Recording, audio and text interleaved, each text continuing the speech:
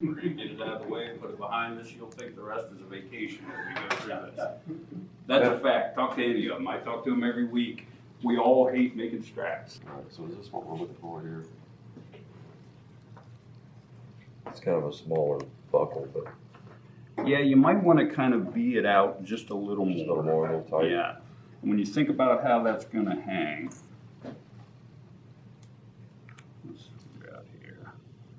All right, so your, what I call the good side, right, is gonna be facing out. And then you just want this.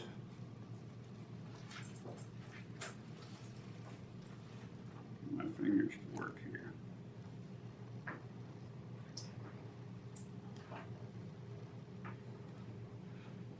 It'll be about like that. Now that will hold, certainly. If you want to make it a little bit easier, you might want to just V that out just a little Just bit. edge it out just a hair. Right. That way you don't have quite the tightness there. Yeah. Just makes it. So I was gonna say, I didn't know if it would wear, or, I mean, obviously I don't think I'll You know, they really be working don't. it that much. They really don't wear. I've got some of these that have been out there used quite a bit for 5 and 6 years, and they look just like they do the day I cut them. Yeah. Now, once you get that buckle already situated there, your notch cut out and everything, and you start figuring out where that strap length is gonna fall, we'll take one of these hole punches, and wherever you want that bag to ride, now again, this is gonna change. If it's January and you got 16 layers of coat on, you're gonna want that to go in a different hole. But for the purposes of getting a reference point, figure out where that buckle is gonna hit that long strap, and then we'll put one hole in that long strap. And that'll be your center hole, I'll call it. Sometimes I do these with 3 holes, sometimes I do them with 5, but I like to put about 1.5 inches between those holes, so you've got some adjustment both ways there. Yeah, so that top of that bag is gonna be about 1.5 inches above the ends as it hangs right there. Cut it off there. If that's, so what that's gonna do is put about like that. The top of your pouch is gonna hit you right about here. And again, you'll have some adjustment to go longer, yeah. About 3 inches if you wanna do 5 holes. Okay. What I like to do, if you've got some of those that have the fairly large tongue, I'll say like this style buckle, you're gonna wanna use the largest punch here just to clear that and give you a little extra room. For most of the other ones that I brought today, I've got it set on what's pretty good for that size tongue. All right, so where do you want that hole? And this is where it's nice to have a second person. What we're doing here is we've just kind of established how much of that long end of the strap is gonna be hanging below the buckle. And we're gonna punch that first hole in that position. Now, I'll be the first one to tell you, I don't measure these. It's all by eye, so we're not putting, 16th inch tolerances on this. We're gonna punch that first hole. Now, let's try that just to see if our theory was working here. We're gonna put this in that first hole, and you can see he's got this clip to hold that buckle. Let's try this again. So about 1 inch up on each side is where that pouch is gonna sit, the top of the pouch. So right about there.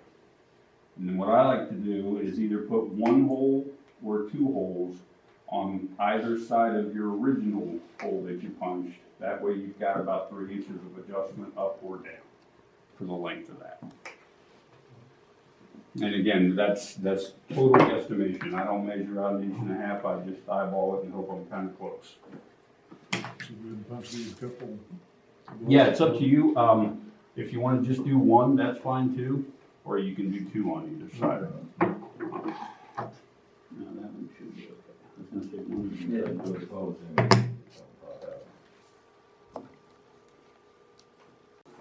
I'm just gonna grab one here and you guys can kind of take a look. So that's beveled. A lot of times that would have occurred just through use, and that wasn't anything intentional in the design of the pouch. But a lot of times I'll go ahead and put that wear on there by beveling that edge with one of these edge beveling tools. Again, entirely up to you. Don't have to do it, not a requirement. Just something I do, it's a little touch. Now, back in the day, if you were actually going to a fine saddle maker or cobbler who built pouches as well, they would have probably done that and then truly burnished, polished those edges. Typically not the type of pouch I'm going for, so I don't normally do that, but that's something you can do when you get home, is actually burnish that if you want to, whether you bevel it or not. So if you have any desire to bevel those edges, now's when we'll want to do that. And if anybody wants to, we'll use you as a guinea pig to start and kind of go through. If Joe D wants to do it, we'll do that. All right, so take your buckle back off, and you're probably starting to see why I say everybody hates these straps. You got to get your head around it and figure out the length and then these details. All right, so when you think about the end of the strap that's going to mount to the bag, I like to leave about the distance that strap's going to go down on the back of the bag unbeveled. So a little over an inch, inch and a half. So I'll start that bevel about that far up on that strap. Okay, and then these are pretty simplistic. You're just going to take that beveling tool, and it's got this little ridge with a sharpened edge, and you're just going to run this down along there. Now on this short strap, we're going to go ahead and do it clear to the end, and then we're going to flip that. We're going to go back the other way, remembering to stop short of going clear to the end on the end that's going to actually stitch to the bag. Now that's just kind of something I've learned I like to do over the years. You can certainly bevel that clear to the end, and it's not going to affect the integrity of the pouch or the strength of that seam. I just like to have that good solid unbeveled surface against the back of the bag. And then you'll do the same thing on the long stretch here. Leave that same roughly inch, inch and a half. Start in on your bevel, get down the whole length. And then, are you going to trim up the end or anything? Yeah. Yeah, go ahead and do that. And then that way you can bevel that shaped end as well. All right. Anybody else want to? Yeah, there you go.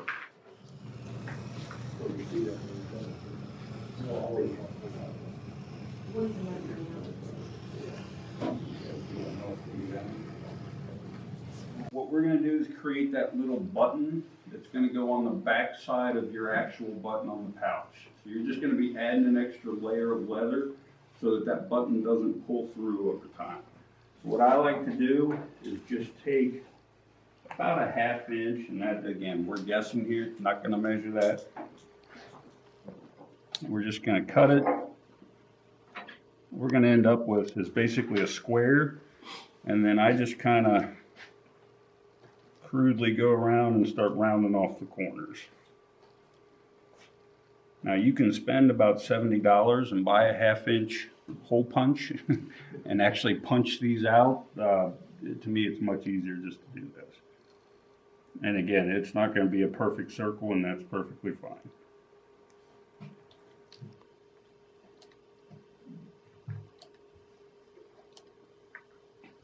So you're just going to end up with basically kind of a crude circle out of that strap hide. Okay? And again, what that's going to do is go on this back side of that front panel of your pouch, and then you're actually going to stitch that button through the front panel as well as that little button we just created. Again, just giving you some extra strength there. You just added years to the life of the pouch. It's another area, if you look at very many of these old original pouches, a lot of times that button's ripped out, and then someone will have went back in and did something similar to this on those pouches. You can see a lot of repairs like that on some of the old originals.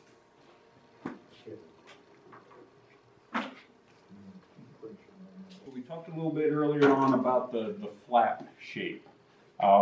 Most of the originals and a lot of the reproductions you look at being made today, by myself included, the bottom of that flap is gonna hit about halfway, but again, there's no hard, fast rules here.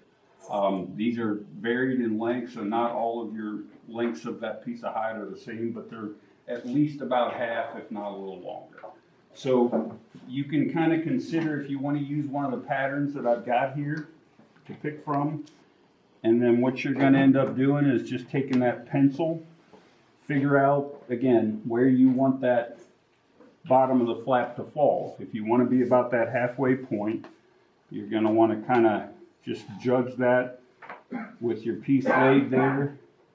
And we'll just kind of figure out where that would end up being. And then you're just going to lightly trace that pattern with the pencil. As I mentioned, if you want to kind of go rogue here and do your own thing on that flap end, that's perfectly fine. Some guys like to just kind of create a D shape there and round it off. I've seen pouches made where there's nothing and it's kind of like what I handed you here, just flat across the bottom. But just for the sake of visual, I like to use something to kind of give it a little bit of character. So again, feel free to pick one of these and trace it on there. Again, keeping in mind that we want to be roughly halfway, a little more on the front of that pouch when that flap's cut.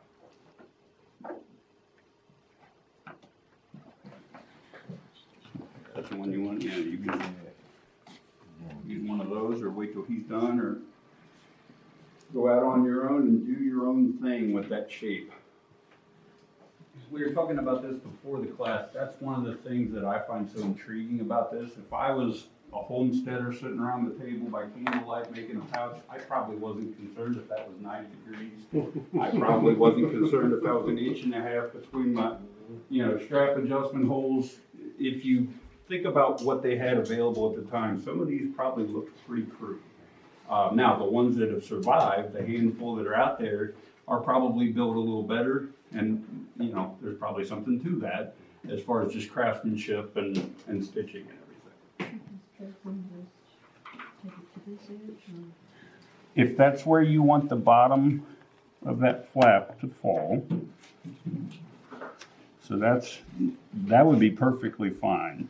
And like I say, usually about 1/2 to 2/3 of the way down is pretty common. But yeah, I would say you could go right to that edge. And there's another one if anybody.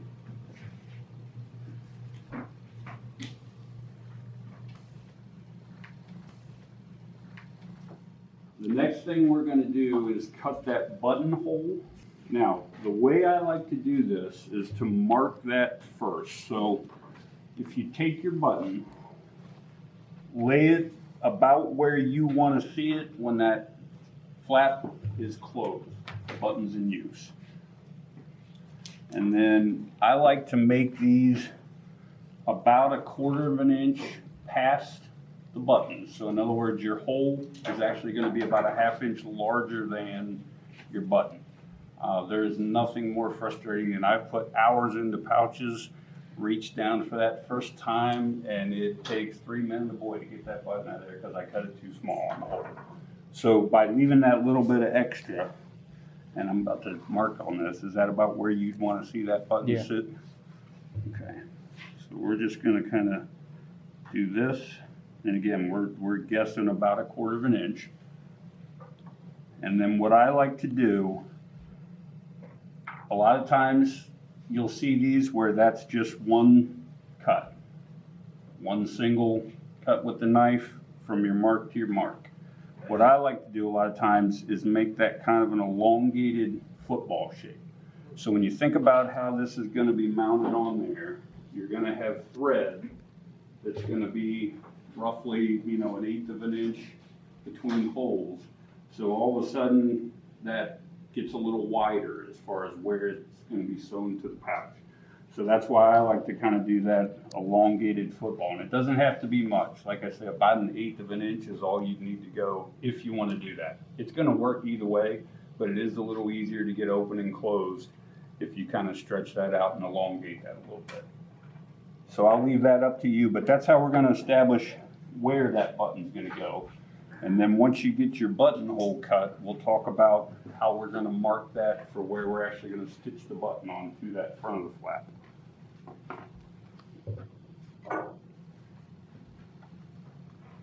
And again, if anyone has any questions, stop me, hit me over the head, throw something at me. We'll make sure we get you the answer.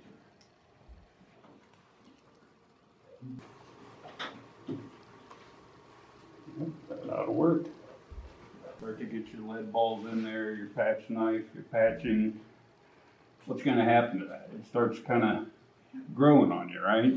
So what that does, and we'll get to this here in just a second, when we get ready to stitch that button onto that front panel, having that a little long gives you some built-in stretch there when that pouch starts to grow out once you get stuff in there.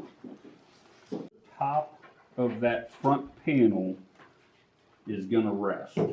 So when you think about how this is gonna be constructed, you want that divider to go clear down to where that main piece folds.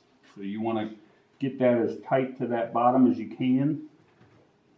And then you're going to want the two edges, the front panel of your main piece of hide and that divider, to be roughly aligned, roughly at the same place. And then what I do is take that pencil and just out on the edges, mark where that is, where that rests when you get that pouch to this point and you're ready to start looking at how it's going to go together. So if you want to kind of take your pencil and just mark that, and that's just going to be a reference as we get through the assembly and start going here, you're going to know that that's where that's going to line up. Especially that front compartment, we'll call it, between the divider and the front, that's a bear. If I've got gloves on, I'll tell you it's close to impossible. So what I like to do is scallop one or the other. And again, that's entirely up to you. If you look at the ones I have, I think probably on all these, I've actually scalloped the main panel. And what that means, you're just gonna go down, it's up to you, ½ inch, and just kind of make it a little arc. That way, when you're using this thing, your hand is naturally able to go down the front compartment or the back. So you don't have them both there, you're trying to fidget and figure out where you want to get that handed. That just makes it a little more user friendly. So you want it on your main front panel. Okay, how far down do you want it?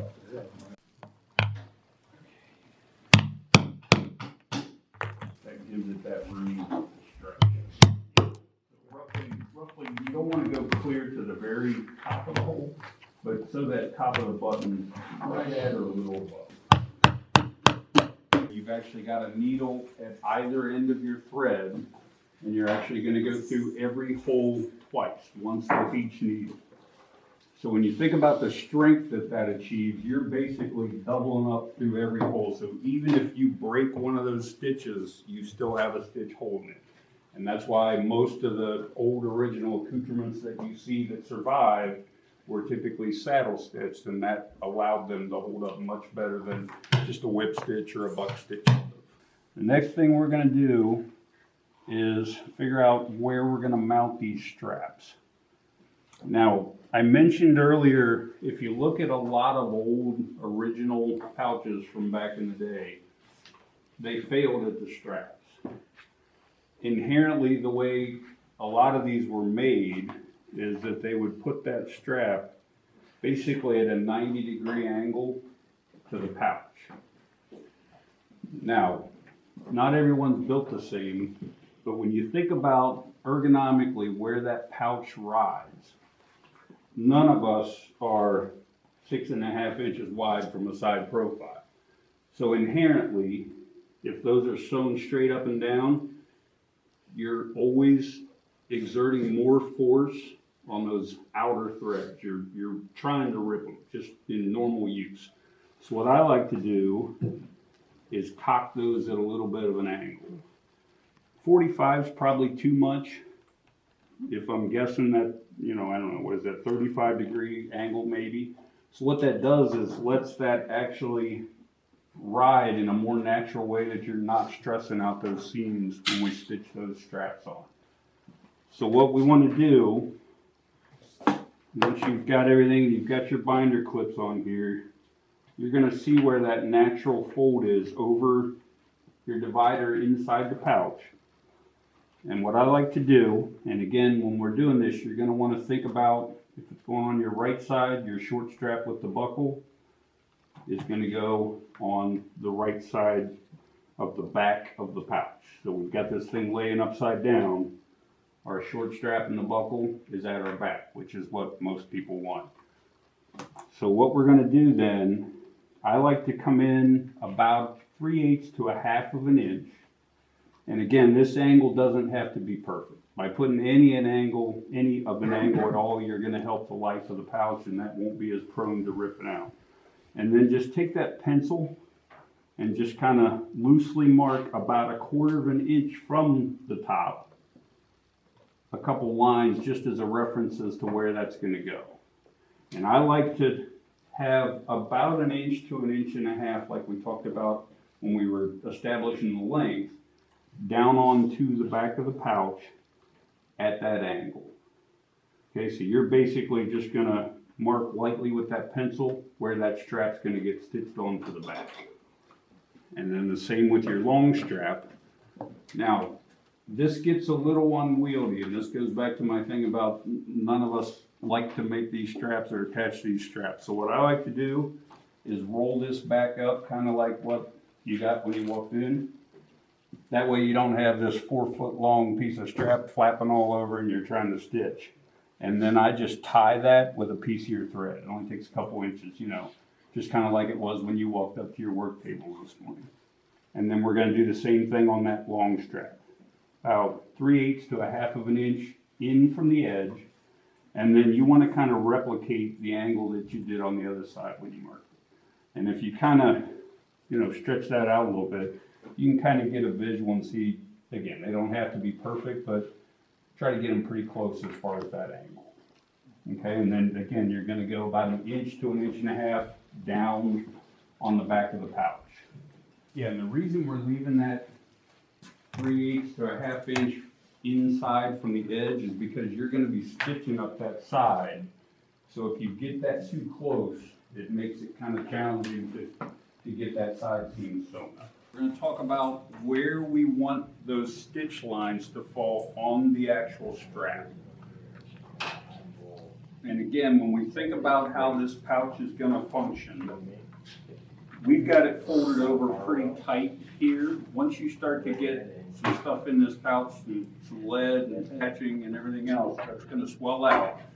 So we don't want to stitch right at the top of where the top of this thing's sitting right now flat on our benches. So what I like to do is come down about 1/4 of an inch from that top. So when you think about the way that leather folds, coming down about 1/4 of an inch is going to give you a little flexibility there, but it's still close enough to the top of the pouch, it's going to let it hang nice when you're using it. And then what I like to do is just come in about 1/8 of an inch from the edge of that strap, roughly the 1/4 inch down that we talked about from the top edge of the pouch body. And we're just gonna draw a pencil line, which is where we'll end up stitching to attach the strap to the back of the pouch. And again, this doesn't have to be perfect. If you get too close, it's eventually going to rip out sooner than it would if you kind of stay in about that 1/8 of an inch. Okay? So then what we'll do, and I won't do this on yours, that if you want to move those lines or whatever, that's fine. We're going to take that 2-prong punch and we're just going to go down through. We're going to kind of rock it back and forth. You got to push a little harder on this rough side. So when you think about how this is going to be carried, we want that good side, the smooth side, to be facing out toward the front of the pouch. So when we sew these on, we're going to be looking at the rough side showing as it's sitting on the bench. So where we've marked those lines, again, roughly 1/4 inch down from the top, about 1/8 of an inch in, we're just going to go in and start marking these holes. So once we get that first one, that last hole is going to be the reference. You sit it, rock it, and just keep working your way down. And then on the bottom, just get as close as you can to the bottom of that strap. Again, no right or wrong. You can actually overrun it, but then you're only talking about one layer of leather for the strength on what I would call a crucial load-bearing element of your pouch. So I like to keep the holes all within the strap so that way you've got 2 layers of that 5/6 ounce hide for strength. So you can go ahead and mark those like we talked about using your reference lines, 1/4 inch down, about 1/8 of an inch on each side. And I like to just run one down each side. Now you can go across the bottom as well, but when you think about how this thing's going to be carried, how that load's going to be distributed, that's really not necessary. It's not really carrying any load. It doesn't really do anything. The other thing that I've seen guys do, when that's open at the top and bottom, you can take a vent pick and shove down in there if you wanted to, or you know, something small. It's got to be pretty tiny, but I've seen guys do that. So that kind of gives you an option too if you just use the 2 stitch lines.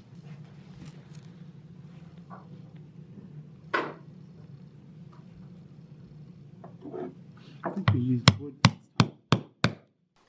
In the same configuration that we marked it, and I'm not going to do this because I'll get the wrong side for sure. You got the wrong side there. Yeah, okay. We'll just go ahead and pretend like it was right. All right, we're going to line it up on your reference marks, and we're going to take that 2-prong punch, and we're going to go through the holes that you already did in the strap to mark the actual back of the pouch. Okay? Now, the one thing to keep in mind, mark what you have punched, but then once we get those marked, we're going to sit that aside and we're going to go at a 90-degree angle on each of the top holes. So in other words, you're not just going to have it on the strap. And if you look at any of them I've built over here, this is something I do on every pouch I make. It just gives you a little more strength, ties that into the top. So once we get those holes on the very top mark, your first punch will actually look like this as opposed to at that angle. Does that make sense? And if you take a look, see what I've done here on the top where I've actually taken that stitch almost perpendicular. It's not quite, but that way that gives you a little more strength and ties it in so that that thing is solid and secure on there. And then we're also gonna back stitch 3 stitches on both sides at that top and bottom. Does that make sense? So this is the holes we've punched in the pouch strap. Mm-hmm. Once we lift that up and they're marked, we're actually gonna turn that 2-hole punch. So there's a hole here, and then there's your first one on the strap. The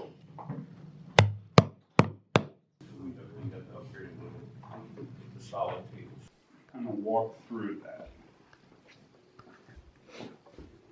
All right, so you cut your notch, got that all set where we want it. What I like to do is figure out where that kind of comfortably comes together on the 2 layers. Mark that as your top hole. And again, I like to stay about 1/8 of an inch in from the edge. Do the same thing with the bottom. And then connect the dots. That'll be your stitch line. And then you're going to do the same thing on the other side.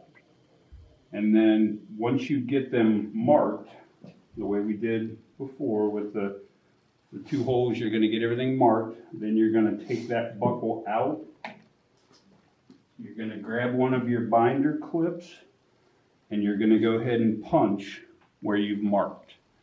And then once you get one side, you're just going to flip that over and punch the holes through both layers at the same time for the other one. And then we'll go ahead and stitch that up, and then your buckle will be attached to your short strap. All right, so we're going to talk real quickly about this saddle stitch.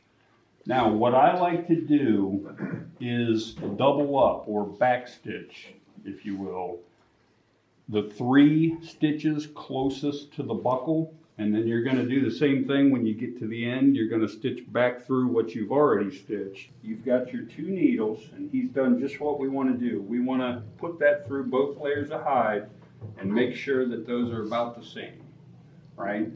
And then basically you're going to go, and I'm not going to do it if you want to back up the 3 stitches, but you're going to go through that next hole, pull it all the way through, snug it up, take your other needle, go the opposite direction.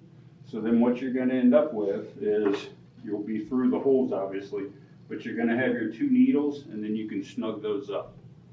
And the key when you're doing this is try to apply consistent pressure every time you get to that point where you're snugging that up. And I will tell you, you can break this thread, but it's pretty tough.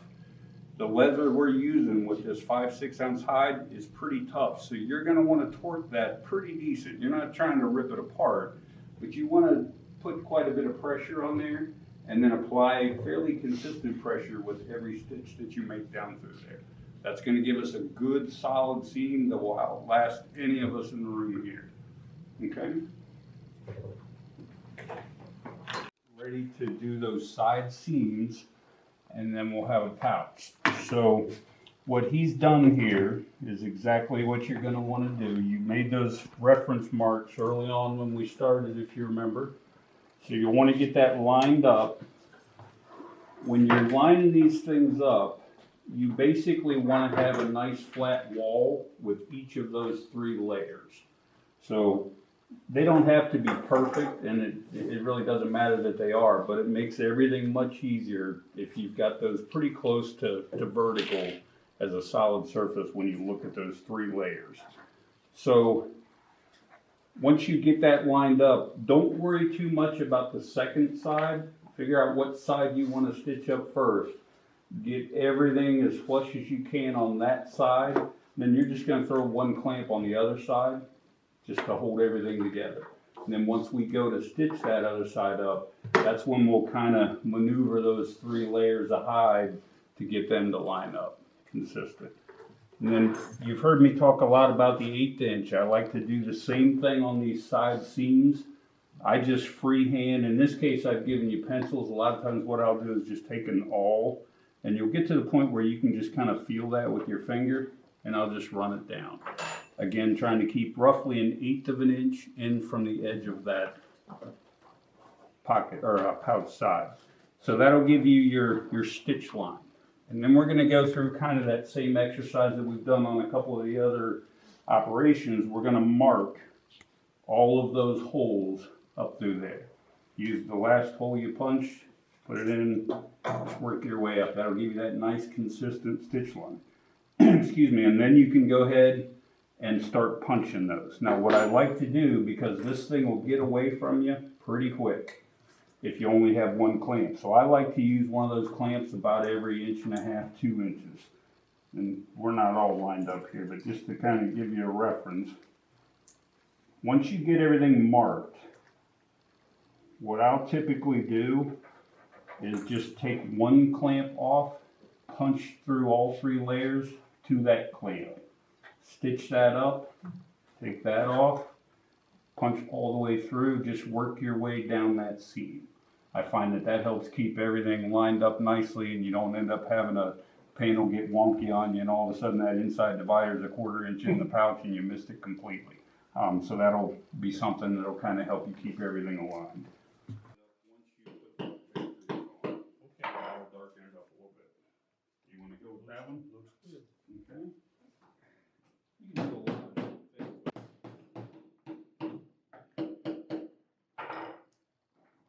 Now, just as a point of reference, a lot of the original pouches, they never dyed the inside. They were worried about not creating that flash when they're out hunting game, that bright white. But again, entirely up to you. If you want to go inside with the dye, that's perfectly fine. Whatever, kind of a personal preference thing again.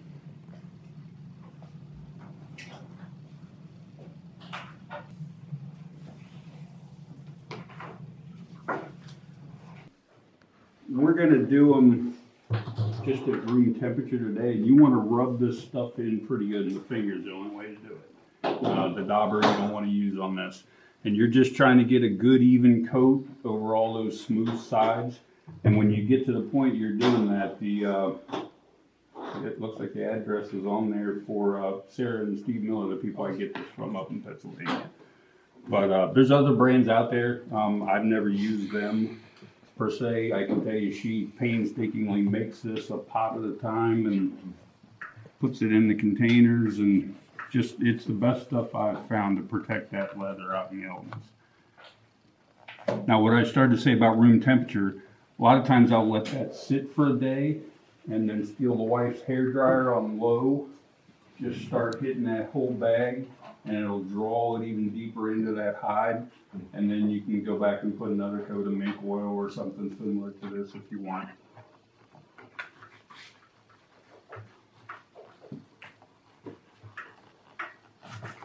Yeah, and anytime you're putting a oil or grease product on leather, it's gonna darken it a little bit, but once you do it, it's not gonna get darker each time. So whatever you got for your dye now, it'll darken that up just a little bit. And then again, that's kind of the color you're gonna end up with.